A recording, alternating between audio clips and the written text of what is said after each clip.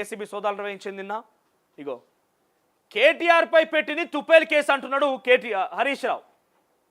కేటీఆర్ పెట్టింది తుపేల్ కేసా, తుపాకీ కేసా, లొట్టపీస్ కేసా, లోపలేసే కేసా అనేది ఇవాళ రేపట్ల బయటపడుతుంది. ఇక తినబోతూ మీరు రుచి కూడా ఎందుకన్నట్టుగా తినబోతూ వాసన ఉండడం ఎందుకు, ఎట్లా తింటారు కదా.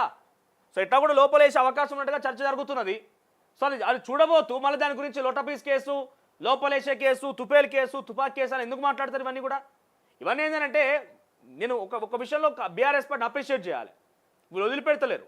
వీళ్ళు గతంలో కూడా తెగింపు తెలుసు. బీఆర్ఎస్ పార్టీ అంటే ఎంతవరకు తెగిస్తారు, ప్రజల్ని చంపడానికైనా తెగిస్తారు, ప్రజల్ని మొత్తం హతమార్చానికి తెగిస్తారు, లాయర్లను చంపడానికి తెగిస్తారు, పోలీసులను చంపడానికి తెగిస్తారు, దేనికైనా తెగిస్తారు వాళ్ళు.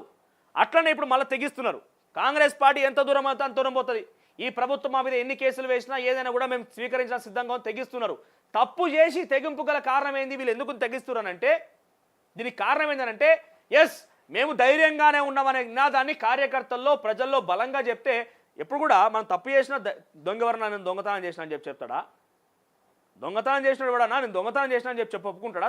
ఆవిడ మాట్లాడతాడా ఆ రకంగా? ఇప్పుడు గట్లనే జరుగుతున్నది. మేము చేయలేదని ప్రజలు పంపిస్తే ఏమవుతుంది? కనీసం 10 మందిలో అమాయక జనాన్ని 10 సంవత్సరాలు మోసం చేసినాం, కనీసం ఒక 10 మందిని మోసం చేయలేమా? అమాయకపు తెలంగాణ రాష్ట్ర జనాన్ని 10 ఏళ్ల పాటుగా మోసం చేసినాం కదా, కనీసం ఇందులో ఒక 10 మందిని ఇప్పుడు మోసం చేయలేమా అని ఒక ఇంటెన్షన్లో బహుశా వాళ్ళు ఉన్నట్టున్నారు. అందుకే ఈ రకంగా జరుగుతున్నది కథ. తుపేల్ కేసు అని మాట్లాడుతున్నాడు. ఇక బామ్మర్ది తుపేల్ కేసు అయిపోయింది. రేపటి రోజు మీది కాళేశ్వరం కేసు వస్తుంది. అది ఎంత తుపేల్ కేసా, ఏం కేసు వస్తుంది, దాని గురించి ఆలోచన చేయండి. మీరు కూడా ఏం సమాధానం చెప్తారు? ఇలాంటి వాటికి భయపెట్టడం కాదు. కేటీఆర్ కడిన ముత్యంలా కేసు నుంచి బయటకు వస్తారు. రేవంత్ జైలుకు వెళ్ళిన కేసుకు, ఫార్ములా ఈ రేస్ కేసుకు పొంతన లేదని కామెంట్. కేటీఆర్ పై ఏసీబీ పెట్టింది తుపేల్ కేసు అని బీఆర్ఎస్ ఎమ్మెల్యే హరీష్ రావు అన్నారు. అక్రమ కేసులు పెట్టి బెదిరిస్తున్నారని వాటికి భయపెట్టడం కాదని పేర్కొన్నారు. ఇంకా ఈ బీఆర్ఎస్ వాళ్ళు ఏమంటారు తెలుసా? 55 కోట్ల కేసు అయ్యా, 55 కోట్ల రూపాయల కేసు మమ్మల్ని లోపలేస్తూ ఇజ్జత పోతుందని అంటున్నారట. అరే నాయన, మీకు లక్షల కోట్లు దొంగతనం చేసింది కాబట్టి మీకు 55 కోట్లు అంటే చిన్న ముచ్చట అవుతుంది. ఒక లేనటువంటి బిడ్డకి రోడ్డు మీద అప్పుడప్పుడు భిక్షాటన చేస్తారు కదా, ఆ బిడ్డకి 5 రూపాయల్లో గొప్పే. అది ప్రజా సొమ్ము. ఏదేమైనా 55 కోట్లైనా, 55,000 అయినా, 55 లక్షలైనా, ఎన్నైనా కూడా ప్రజల సొమ్ము. ఇంతకెళ్ళి ఇచ్చింది కాదు కదా. 55 కోట్లకే తుపేల్ కేసు అని చెప్పి చాలా చిన్న తేలికపడి కొట్టిపారేస్తున్నారట. 55 కోట్ల కేసు ఏమైతుంది అనుకుంటున్నారట. అరే 5 లక్షల రూపాయలు ఇందిరమ్మ ఇళ్లకు సపోర్ట్ ఇప్పుడు రాష్ట్ర ప్రభుత్వం ఇస్తా అంటే 1 కోటి రూపాయలు పెడితే 20 ఇండ్లు అవుతాయి. 20 ఇండ్లు అయితే 1 కోటి రూపాయలు పెడితే 10 కోట్లు పెడితే 200 ఇండ్లు అవుతాయి. ఈ రకంగా 55 కోట్లకు ఎన్ని ఇండ్లు కావాలి? 55 కోట్లు అంటే చిన్న ముచ్చట మీకు. ఈ 55 కోట్లు పెడితే ఎంతమందికి రుణమాఫీకి సంబంధించి వాళ్ళకు రుణమాఫీ అవుతుంది? ఈ 55 కోట్లు పెడితే ఎన్ని గ్రామాలను మనం కొంత అప్గ్రేడ్ చేయవచ్చు? 55 కోట్లు చిన్న ముచ్చట. ఇదో కేసు మమ్మల్ని ఏం చేస్తానని చెప్పి వాళ్ళు చాలా తేలికపాటి కొట్టిపారేస్తున్నారట. లక్షల కోట్లు దోసుకున్నారు కదా, 55 కోట్లు అంటే వాళ్ళు చిల్లగా కనబడుతున్నది. ఇప్పుడు హరీష్ రావు ఏమంటున్నాడు? కేటీఆర్ విషయంలో కడిన ముత్యంలా బయటకు వస్తారట. గతంలో గిట్లనే కవితను కడిన ముత్యం అని చెప్పి ఆఖరికి వస్తే దాదాపుగా 4-5 నెలలు లోపలే ఉంచిర్రు. ఇప్పుడు కూడా కడిన ముత్యం అట. ముత్యాన్ని కడగాలనే జైలుకైతే పోవాలి కదా మరి. ఆయన మాటలు ఏమర్థమవుతుందంటే కడిన ముత్యంలో బయటకు వస్తారని చెప్పి హరీష్ రావు కేటీఆర్ విషయంలో చెప్తుంటే ఇక బామ్మర్దిని లోపలేసిన మాట ఆయన ఫిక్స్ అయిపోయి ఉంటాడు బహుశా. అందుకే కడిన ముత్యం అని చెప్పి మాట్లాడుతున్నాడు ఆయన.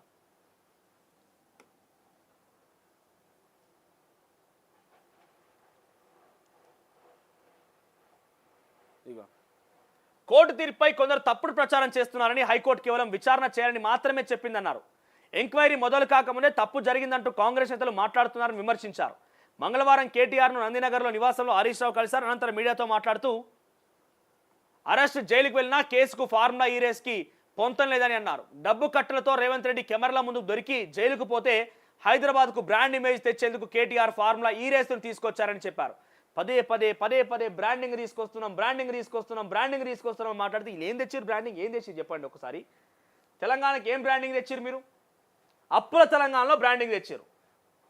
వైన్ షాపుల పెరుగుదలతో తెలంగాణ రాష్ట్రంలో తాగి చాలా మంది చనిపోతే దాంట్లో బ్రాండింగ్ వచ్చింది. ఏం బ్రాండింగ్ మీకు వచ్చింది? ఎక్కడ బ్రాండింగ్ వచ్చింది తెలంగాణ రాష్ట్రానికి, హైదరాబాద్ నగరానికి? ఈ ఫార్ములా ఈ రేస్ ద్వారా ఎంత బ్రాండింగ్ వచ్చిందో మీ దగ్గర ఒక నివేదిక ఉన్నదా?